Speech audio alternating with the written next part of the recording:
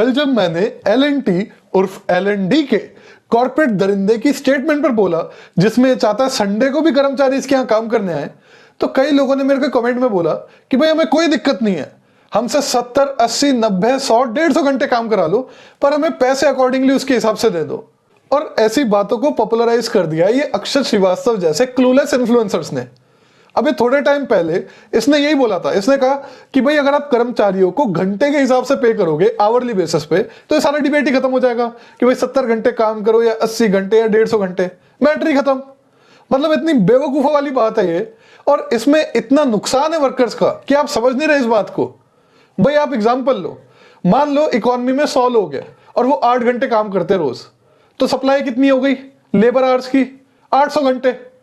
अब मान लो वो 8 घंटे को एक्सटेंड कर दिया आपने, कोई लीगल बार नहीं है, आप 10 भी कर सकते हो, 20 भी कर सकते हो, जितने मर्जी। मान लो 14 घंटे करेंगे अब 100 वर्कर्स काम, कितनी सप्लाई होगी लेबर आवर्स की? 1400 घंटे। 800 घंटे से 1400 घंटे।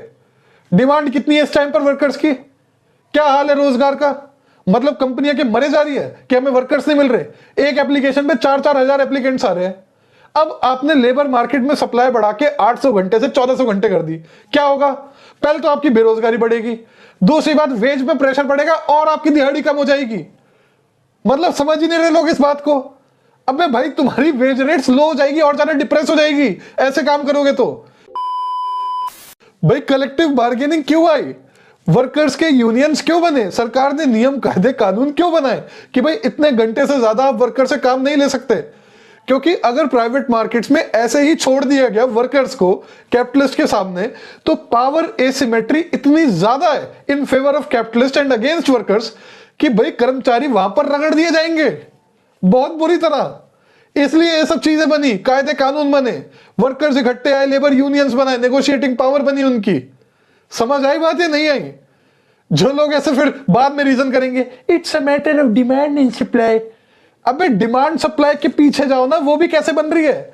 वो भी तो प्राइवेट मार्केट की जो पावर एसिमेट्री है उसके बेसिस पे बन रही है, गवर्नमेंट के कायदे कानून से बन रही है। और हमारा हमेशा क्या रिस्पॉन्सिबिलिटी होनी चाहिए कि मार्केट्स ऐसे फाइन ट्यून्ड हो कि भाई वो वर्कर्स के इंटरेस्ट में जाए। समझ आई बात या नहीं आई?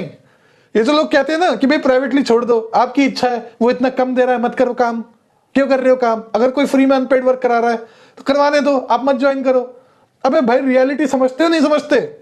मार्केट को फाइन ट्यून करा जाता है ऊपर से, जिसकी आउटकम्स फिर नीचे निकलती है, फिर आप कुछ कर नहीं पाओगे एज एन इंडिविजुअल बंदे।